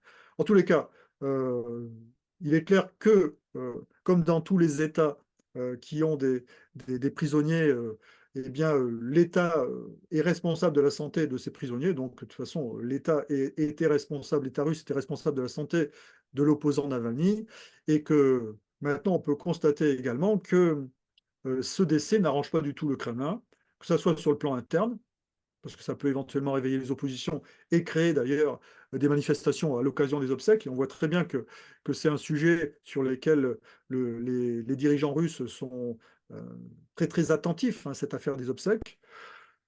Sur le plan international, bon, je ne dirais pas que ça les importe. En Occident, de toute façon, ils savent que leur campagne, leur image est complètement euh, battue en brèche, hein. Par contre, dans le reste de l'opinion mondiale, je pense que ça ne les intéressera pas plus que ça, puisque le sujet Navalny, c'est avant tout un sujet qui concernait les Occidentaux. Bon, comme je l'ai dit, il y a un sujet à part entière des opposants en Russie, qui est un sujet assez complexe et sur lequel je ne m'étendrai pas parce que je n'ai pas d'éléments suffisamment fouillés pour en parler. À moins que tu en aies, toi, Régis. Non, non, non. Et Si, concernant les... non, j'ai quelques, Ouais. avec Daniel Arnaud, notre ami Daniel Arnaud, ou Jean-Robert Ravio, qui sont intervenus sur cette chaîne. Première observation, Navalny ne représentait rien au plan politique, rien d'important, hein, et deuxièmement, on a une césure, comme dans d'autres pays développés, puisque la Russie est un pays développé, c'est-à-dire qu'on a des villes avec des couches moyennes supérieures qui penche vers l'occidentalisme au sens russe du terme, et une province qui est sur une ligne contraire, en sachant ce que nous a expliqué Jean-Robert Ravio, c'est que Poutine privilégie la Russie périphérique, pour utiliser les termes qu'on utilise en France. Donc, oui, c'est au contraire de chez nous, où le pouvoir s'appuie sur le bloc élitaire qui est couche moyenne supérieure, des villes et des métropoles pour l'essentiel, et néglige la France périphérique. On le voit à l'occasion du salon de l'agriculture. Eh bien, bon, voilà, les Russes font le contraire. Vladimir Poutine fait le contraire, et donc l'opposition se trouve en général dans ces grandes métropoles. Ouais, Mais numériquement, elle représente vraiment pas grand-chose. Je c'est rappelle que la intéressant, principale... c'est intéressant ce que tu dis là, sur le plan de l'assise politique, les deux comparaisons entre notre système oligarchique libéral et leur système nomenclaturiste dirigiste. Oui, oui, oui. C'est le choix stratégique fait par Vladimir Poutine, qui est tout sauf un manchot en matière stratégique. C'est un grand politique, et je pense que numériquement, l'opposition occidentaliste est quand même assez faible. Beaucoup sont partis d'ailleurs, hein, au début Mhm. du conflit, des oligarques, et donc je crois qu'il faut rappeler aussi que la principale force d'opposition, c'est le Parti communiste de Russie, avec son leader Zyuganov. Alors c'est plutôt qui recrute plutôt dans les personnes âgées, dans les nostalgiques de l'Union soviétique, d'après ce que j'ai compris. Oui, et puis rappelons que concernant les décès suspects ou posant question, quand je dis on ne va pas faire de complotisme en prison, eh bien, la Russie n'a pas l'apanage de ces décès, hein. Bon, chez nous, on a quand même eu Ivan Colonna qui est mort quand même dans des circonstances quand même qui posent question, hein, du moins sur le plan de la compétence des personnes qui géraient l'établissement dans lequel il était emprisonné.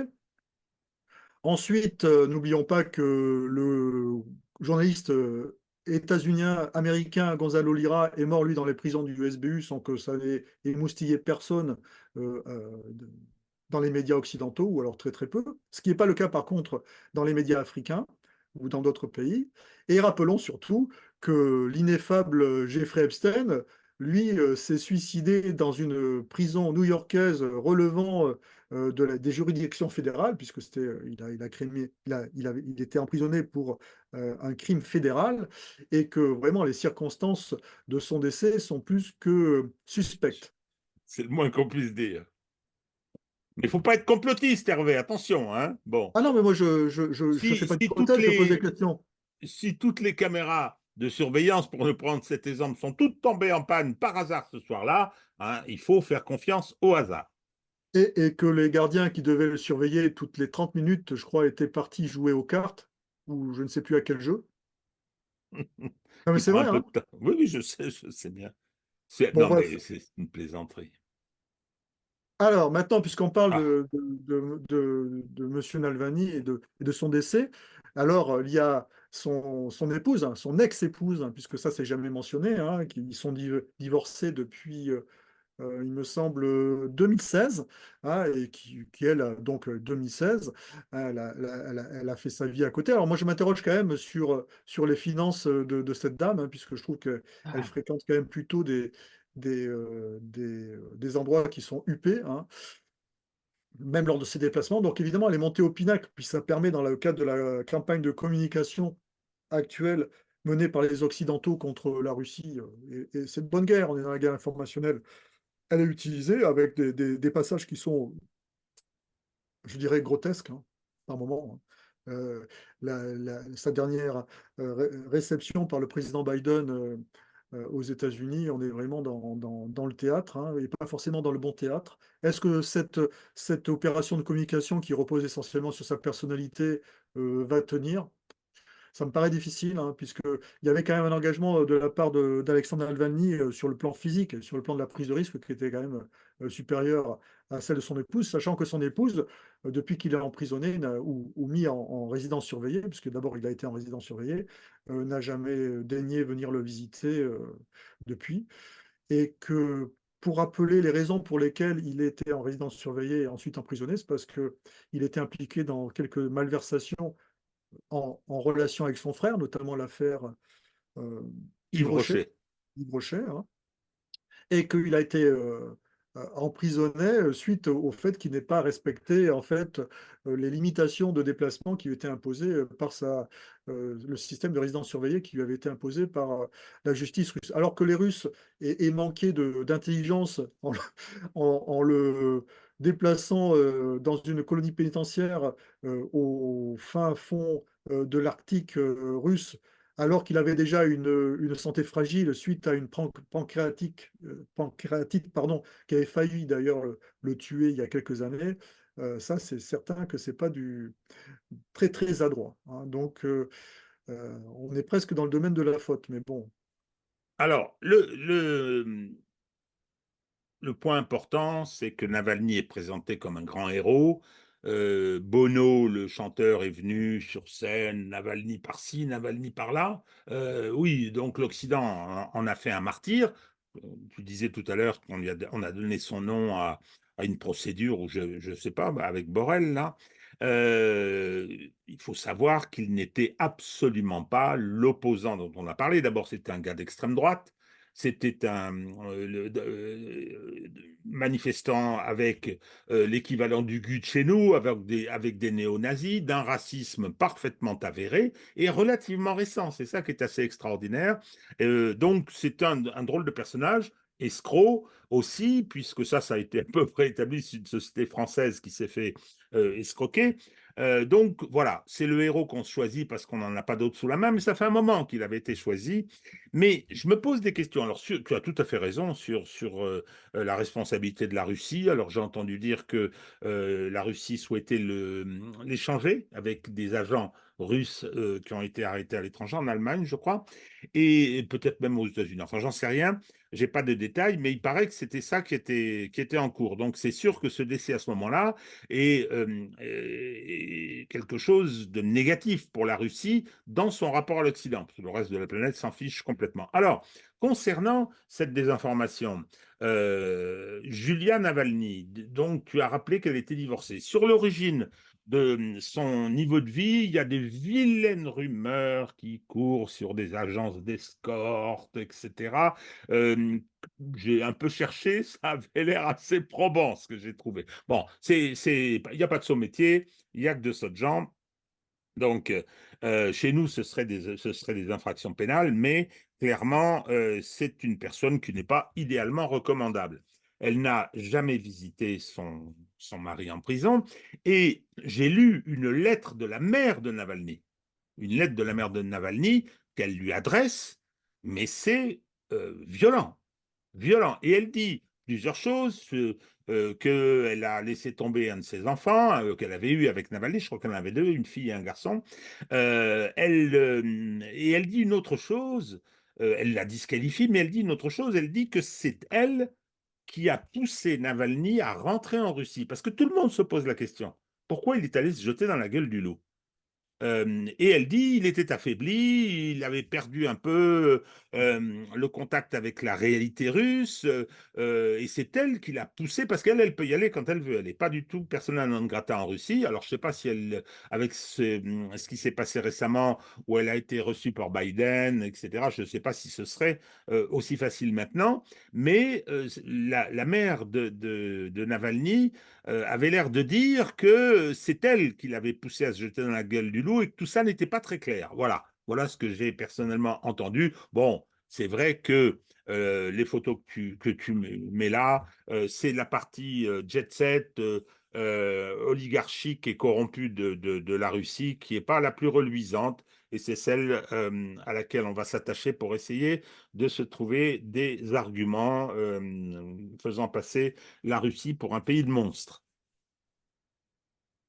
Alors maintenant, dans la série des agités du ciboulot, et des gens qui sont, oui, qui mériteraient quand même d'aller, de suivre peut-être une psychothérapie, il y a toujours l'ineffable docteur Tenzer. Docteur Tenzer me fait toujours penser un petit peu au docteur Folamour, tu sais, dans le film de Oh là là, il va Stanley chevaucher la Kubrick. bombe.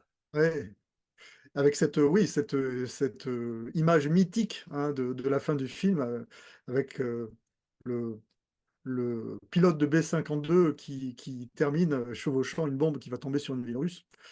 Et le docteur Folamour qui se réjouit, puisque maintenant, il va y avoir cette nouvelle humanité qui va ressurgir et renaître de la catastrophe nucléaire ultime.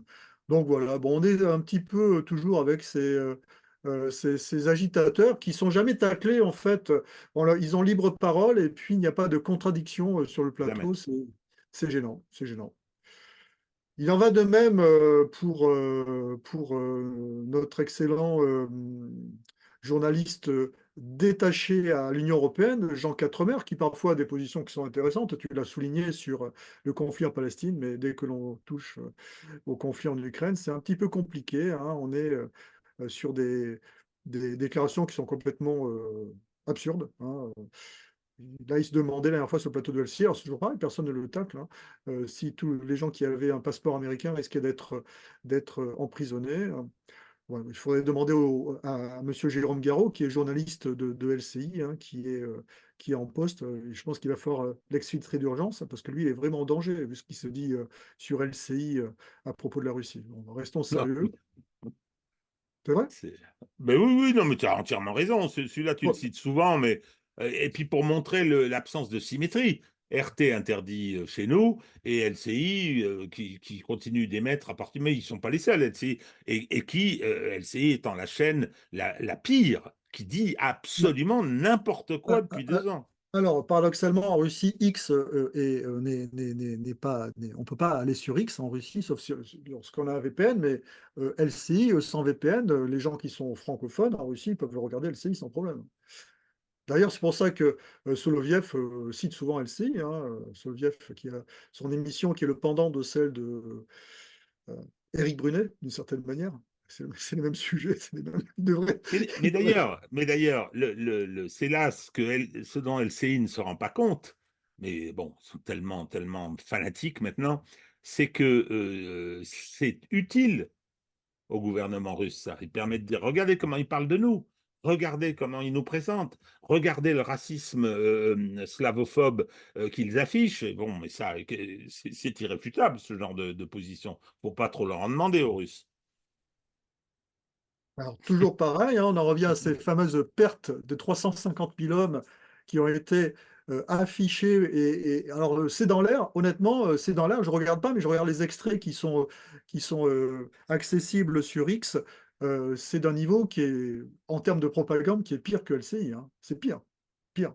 Il n'y a pas d'autre mot, hein. Cette émission est tout à fait déplorable en termes d'information, je trouve. Alors peut-être que sur d'autres sujets même, d'ailleurs, elle est assez pertinente, mais là, dès qu'on touche au conflit en Ukraine, c'est déplorable.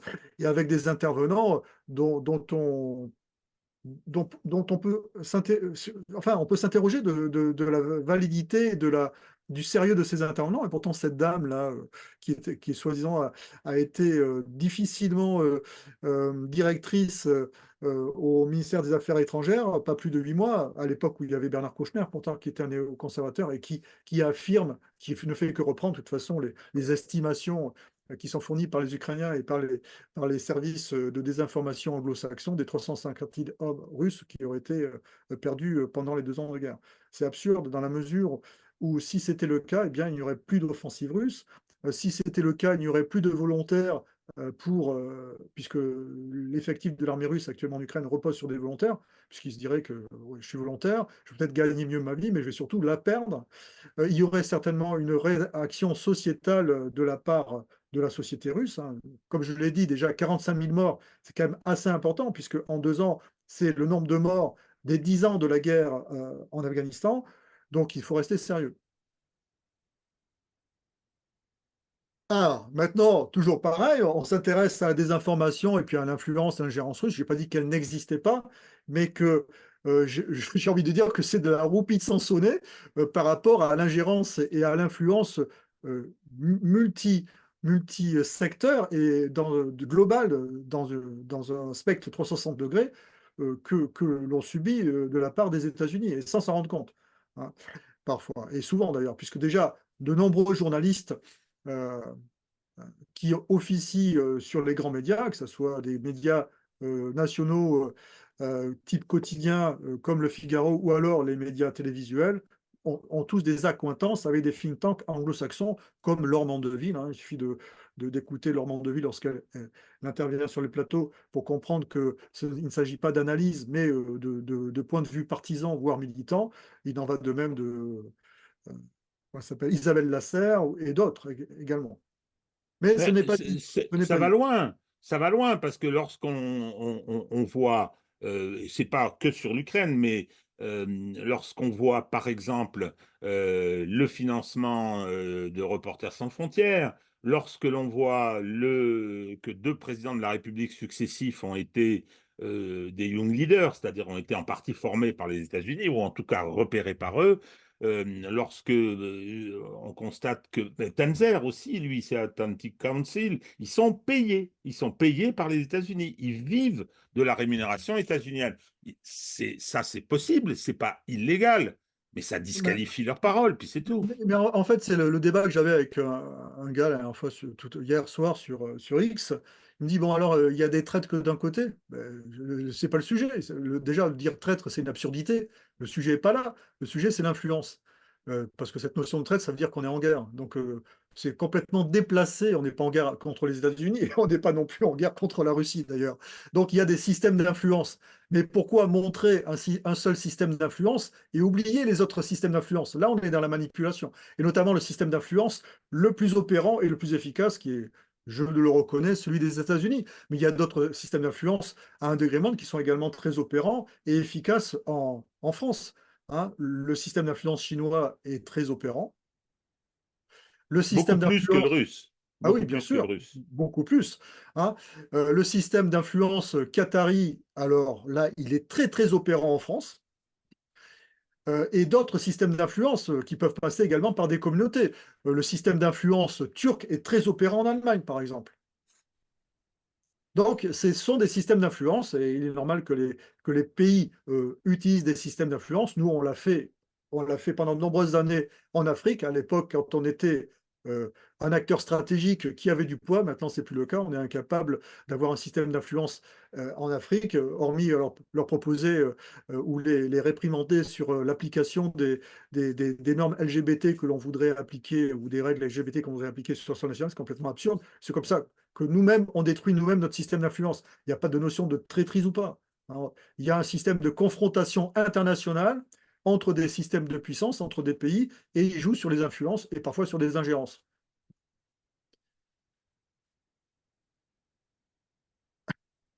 Ah oui, tiens, là je vais citer le général Richoux, qui fait partie des gens qui m'ont bloqué d'ailleurs, très très rapidement. Euh, C'est il pas, m'avait c'est, bloqué. c'est pas de la camaraderie, ça, de te bloquer. Bon, ouais, bon écoute, c'est comme ça. Oui, pas de problème. Bah, je préfère, tu vois, j'ai une petite altercation à un moment donné avec Xavier Titelman. Après, on a échangé en message privé. Le truc c'est fait. J'avais manqué un petit peu de délicatesse, hein. En général, il m'arrive de me moquer. Donc après, parce que bon, même si je suis pas d'accord avec lui, c'est quelqu'un que je connais un petit peu en fait via d'autres actions professionnelles que je fais. Mais bon, bref, en tous les cas, j'évite d'être en conflit avec les gens que je connais personnellement quand même. Parce que, bon, bref, je peux les estimer sur d'autres plans que ce que je peux voir sur X. X, c'est juste une façade, un écran. Bon, en tout cas, le général Richoux m'a bloqué parce que j'avais critiqué le fait qu'il disait que la brigade d'infanterie de marine russe sur Vuhledar avait été complètement annihilée. Je lui ai dit, c'est impossible. Je lui avais dit, simplement, c'est impossible. C'est impossible. Et puis, j'avais fait le détail, je lui ai expliqué pourquoi. Hein, d'ailleurs, c'est cette brigade d'infanterie de marine qui a été engagée dernièrement, il me semble, sur également Avdiivka. Enfin, je dis peut-être une bêtise, mais en tout cas, cette brigade d'infanterie qui était détruite est toujours sur le front. Enfin bref. Donc le front est stable. Mais non, le front n'est pas stable, mon général. Le front n'est pas stable. Ça, c'est une absurdité de dire ça. Il y a des poussées offensives de niveau tactique sur tout le front. Et ces poussées offensives de niveau tactique des Russes ont pour but de réaligner le front et de créer des lignes de débouchés. Et on verra à l'issue des élections présidentielles russes et lorsque les soldes seront stabilisés, si les Russes ont la capacité sur le front ou à certains endroits du front de lancer des offensives opératives. Parce que je pense que 2024, on est vraiment sur une année qui pourrait être une année charnière dans ce conflit. Moi, je m'interroge sur ce brave général Richoux, qui est aujourd'hui disqualifié. Il est complètement disqualifié. Alors, non pas parce qu'il a dit quelques énormités, non pas parce qu'il raconte n'importe quoi, comme tu viens de le dire, mais parce que après l'interview de Vladimir Poutine par Carlson, il y a eu une séquence chez Brunet, chez ton ami Brunet, une séquence où il était en panique, ça se voyait. Il disait, mais vous vous rendez compte, les Russes, ils travaillent, ils font de la propagande, il faut absolument qu'on réagisse partout, il faut qu'on ait un discours, il faut qu'on balance des fake news en Afrique. Ah, ok, d'accord, allez, on a compris. Là, il le traîne maintenant. C'est un boulet, cette phrase. Ça a été sur tous les réseaux. Le général Richoux, c'est celui qui veut qu'on inonde l'Afrique de fake news. Ok, d'accord, on a compris à qui on a affaire. Bon, Ben, voilà, le pauvre. ouais. Entre guillemets, le problème de tous ces experts maintenant qui sont experts de la chaîne, c'est que maintenant ils sont payés par la chaîne. Donc ils ont les heures sur lesquelles ils doivent être présents. Et mine de rien, c'est quand même rentable, hein, quand tu fais ta pige comme ça Hmm. plusieurs fois dans la semaine, voire ça peut même d'ailleurs être très très rentable. Donc ils se retrouvent sur des plateaux, notamment le soir sur Éric Brunet, où personne n'a rien préparé. Donc Éric Brunet, donc le but c'est faire le buzz. Donc lui, de toute façon, il est capable de dire le pour et son contraire. Et donc, il lance le débat, et puis après, bon, suivant le plateau, ça part un petit peu dans tous les sens. En général, il y a la Poédie, à la Poédie qui est vraiment, alors c'est l'invité quasiment systématique du plateau. Je pense que d'ailleurs, c'est sa seule source de revenus maintenant, hein. Elle est sur le plateau d'Éric Brunet. Voilà, donc c'est ça, c'est un plateau, c'est le Muppet Show, quoi. C'est le Muppet Show où ouais, c'est Cyril Hanouna sur la géopolitique un peu plus tard. C'est un peu de ce niveau-là, quoi. Donc, c'est pas sérieux, hein, c'est pas sérieux. Mais ça permet de se marrer. Moi, je le regarde le soir quand même pour me marrer, hein. Autant parfois, le matin, quand je regarde Martichoux, parfois je peux être en colère. Mais alors le soir, avec Éric Brunet, je me marre, hein. Faut regarder pour se marrer. C'est le même de show. Alors c'est dommage, il y a quand même des journalistes qui sont parfois sur le plateau, qui ont des références, hein, que ce soit Niva, qui était reporter de guerre, ainsi de suite. Mais bon, c'est comme ça, c'est pareil, elle vient faire sa pige, hein, c'est tout. J'ai été plusieurs fois chez Brunet quand il avait l'émission le matin. Et c'était pas mal, c'était pas mal. On avait un peu de temps. Alors, on s'apercevait qu'il avait, en général, on lui a préparé, il a des assistants, des jeunes, toutes les questions qu'il abordait, il en avait une connaissance extrêmement superficielle. Ouais. Il est très sympathique, hein, dans le Ouais, rapport Eric, qu'on avait. je vais te raconter un truc. Je vais te raconter un truc. Tu sais, moi, je fais pas mal de rock, tout ça. Et puis un jour, il y a un mec qui est un ancien producteur m'appelle. Il dit oui, voilà, écoute, voilà, je te suis et tout, avec Régis et tout. Je suis d'accord et tout. Après, il me sort un espèce de truc complotiste sur Gaza. Je lui dis non, ça, c'est pas possible. C'est la fameuse histoire comme quoi Netanyahou était au courant, enfin, ainsi de suite, hein. Bref, voilà. Euh, Et ensuite, il me dit, oui, alors, je connais bien Eric Brunet et tout, ça te dirait d'aller sur le plateau? Je lui dis non. Alors le mec, ça l'a soufflé que je lui dise non. Parce que, bah oui, qu'est-ce que tu veux que j'aille faire dans un truc pareil, moi? J'ai pas envie du tout de. Ça n'a aucun intérêt, quoi, tu vois. Bah, sauf quand tu touches ta pige. Limite, le soir, bon, tu vas te coucher tard, mais tu vas faire tes 400 euros ou tes 800 euros pour 400 euros l'heure. Je crois que c'est 400 euros l'heure. Tu vas sur le plateau, bah, ok, c'est bien, tu fais ça tous les soirs, tranquille, hein.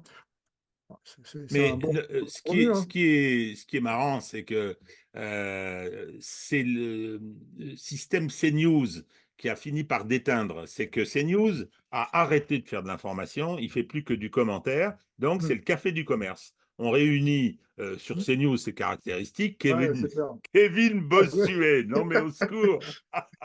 On réunit une bande de clochards de gens qui courent un peu le Ouais. cacheton, qui cachetonnent parce qu'ils n'ont plus beaucoup de sous, ils ont quitté tout leur poste précédent.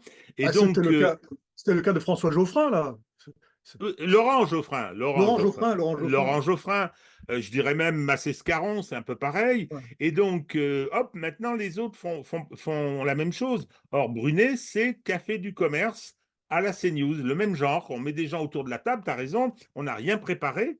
Alors que moi, je me rappelle quand tu faisais les émissions, j'en ai fait quelques-unes du matin avec Brunet, on préparait, c'était structuré, hein. Et donc là, non, pas du tout, tu as raison. Hop, on met les gens autour de la table. Bon, de quoi va-t-on parler? Hein, il joue le rôle de Pascal Pro sur la chaîne d'à côté. Ça n'a aucun intérêt. Et ceux, Si, et pour, ceux, pour se marrer.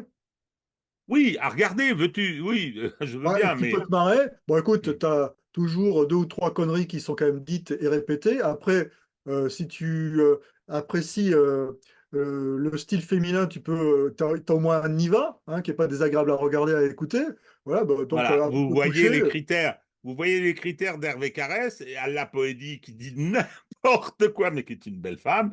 Hein. Donc voilà, là, là, les critères. Non, Anniva, c'est au niveau de la compétence,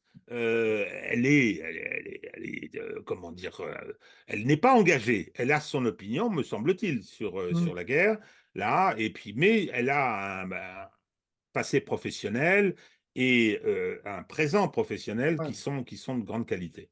C'est un peu dommage de l'avoir d'ailleurs sur le plateau le soir, mais Mm. c'est toujours pareil, hein, ils vont là-bas pour cachetonner aussi, c'est normal, hein. Bon, pour en revenir à un sujet qui est celui des pertes ukrainiennes, donc il y a sur X, il y a un compte qui est assez intéressant qui a fait le bilan de toutes les informations qui avaient fuité depuis décembre 2022. Donc c'est quand même assez, alors, qui avait fuité de la part d'organismes ukrainiens ou de responsables ukrainiens, donc qui montre bien, de toute façon, plus personne ne peut le nier maintenant, et il suffit de regarder l'état des forces ukrainiennes, ce problème d'effectifs qui est de plus en plus prégnant pour les forces ukrainiennes, avec cette difficulté de relève également des soldats ukrainiens sur le front. Également, concernant la désinformation, eh bien, Frédéric Aegui, qui est un ancien de RT France, puisque tu parlais de RT France, qui avait posé une question plutôt déstabilisante à la porte-parole du gouvernement lors du dernier point presse de l'Élysée, à l'issue du Conseil des ministres, à propos du sabotage du Nord Stream, eh bien, n'a pas vu son accréditation, c'est bizarre, pour le point de presse de cette semaine, réitéré, et donc il n'a pas pu poser sa question, la question qu'il voulait poser à propos je ne me rappelle plus quel sujet d'ailleurs, mais en tous les cas, il n'a pas pu poser sa question. Et on peut quand même s'interroger, hein, c'est toujours pareil, hein. C'est ce que je dis souvent, c'est que la liberté, c'est un peu comme aux États-Unis. C'est pour ça que souvent je trouve que les États-Unis, quand même, c'est un système sur le plan de liberté d'expression et des libertés démocratiques qui est beaucoup plus cohérent que le nôtre, grâce déjà, ne serait-ce qu'à leur système de check and balance et d'amendement. C'est cette liberté d'expression, où elle existe, où elle n'existe pas. La liberté de la presse, c'est pareil, où elle existe, où elle n'existe pas. Alors je dis, je ne vais pas comparer notre système à celui de la Russie, mais dès que l'on pose des questions qui dérangent l'establishment, eh bien en général, en France, on est mis ou au placard, ou alors on vous interdit de vous exprimer. Mais heureusement que pour cela, il y a les médias alternatifs et la fameuse infosphère qui permet d'avoir accès à une information différente ou cachée des grands médias. T'as rien à dire. Tu t'es endormi?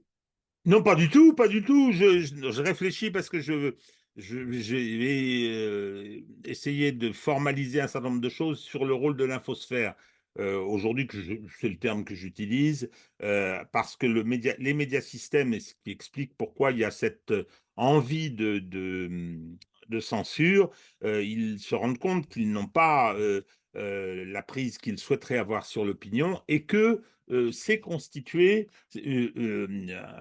toute une sphère d'information internationale d'ailleurs, grâce aux réseaux sociaux, grâce à différents sites, qui fait que il y a aujourd'hui deux systèmes d'information qui sont antagoniques d'ailleurs. L'un qui est le système d'information euh, classique, ce que j'appelle les médias systèmes, qui sont financés avec de l'argent public. Il y a le service public, bien évidemment, mais il y a également toutes les subventions à la presse, tout un tas de systèmes, et de l'autre côté, une infosphère qui, elle, n'a pas un modèle économique très clair, qui repose beaucoup sur les contributions, y compris celles que je sollicite pour cette chaîne, qui repose sur les fonctionnements en réseau. Donc tout ça est en train d'aller très vite d'ailleurs, hein, de se cristalliser, et c'était à ça que je pensais quand tu avançais ça, parce que c'était une question qui me préoccupe pour l'instant et sur laquelle j'ai déjà commencé un peu à travailler pour essayer de formaliser quelque chose.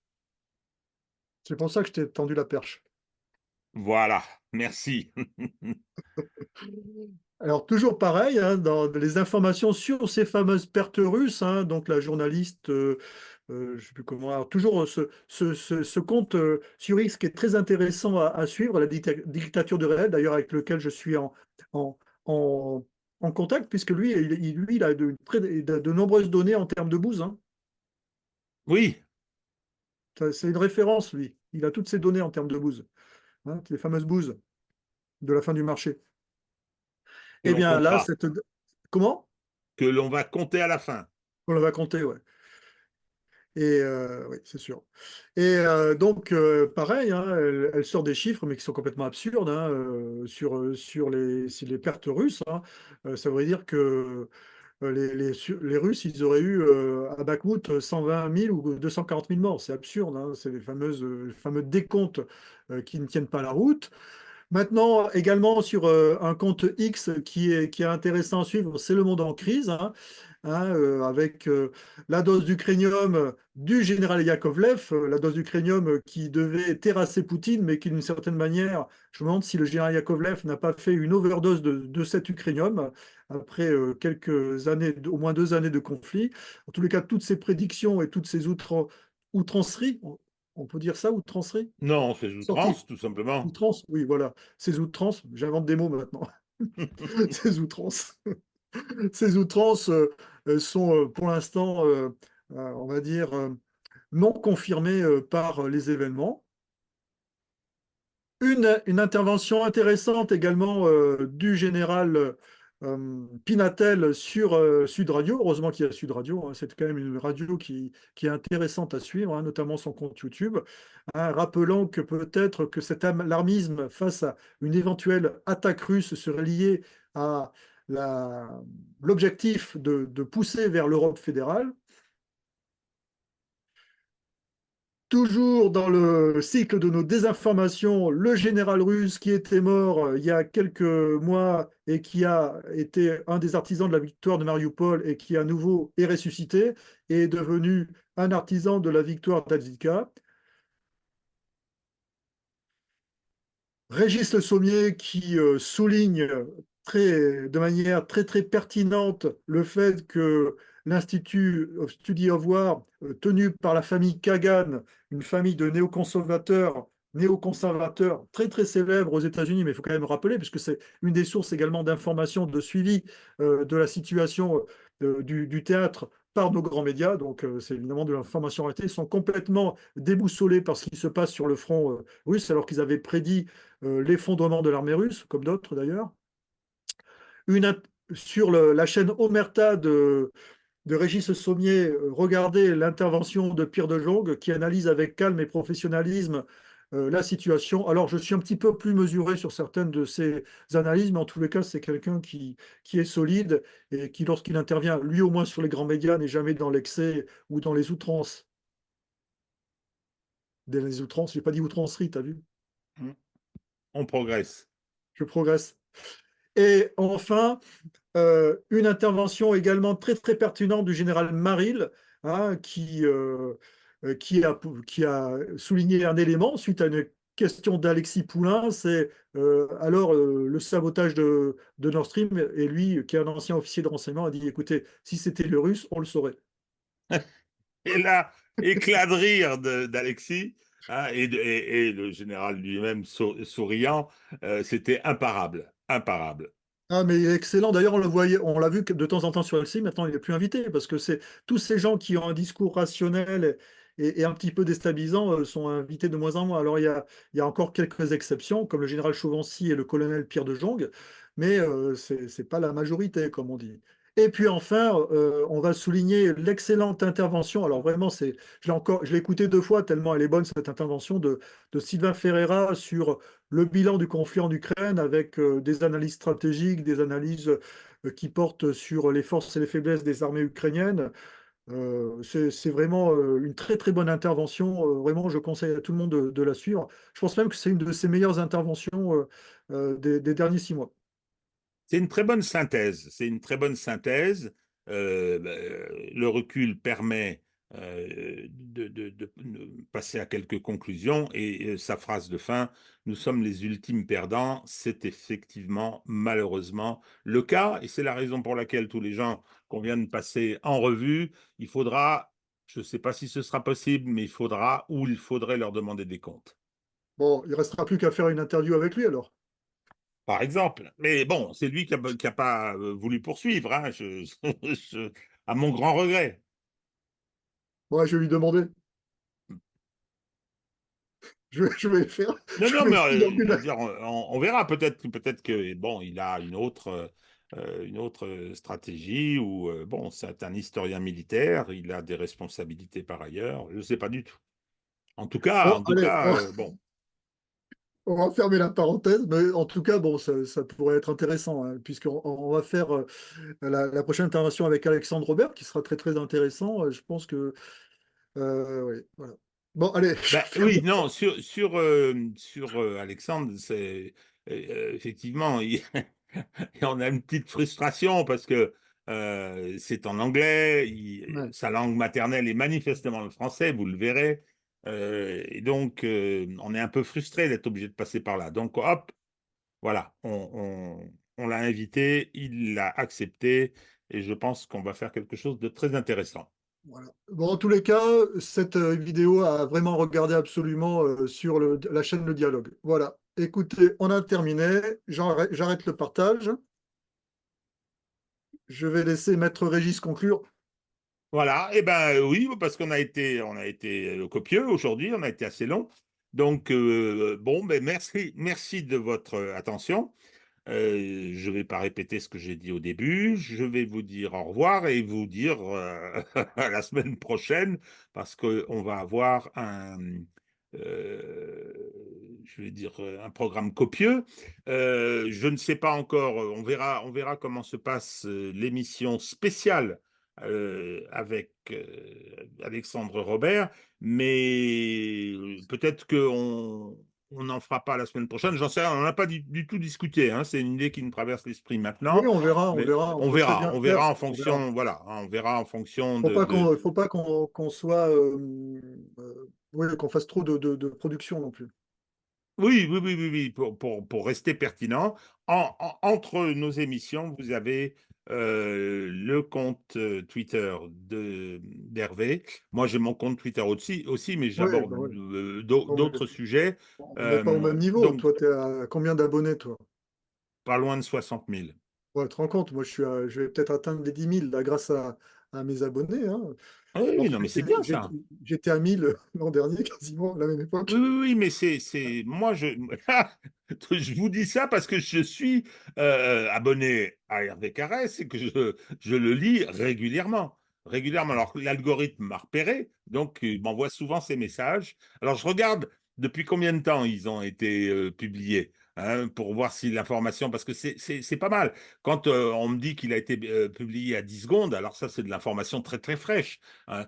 Si on me dit qu'il a été publié à 2 jours, je me dis, bon, ça va tellement vite que c'est déjà, ce sont des produits frais, hein, ces informations, donc c'est déjà dépassé.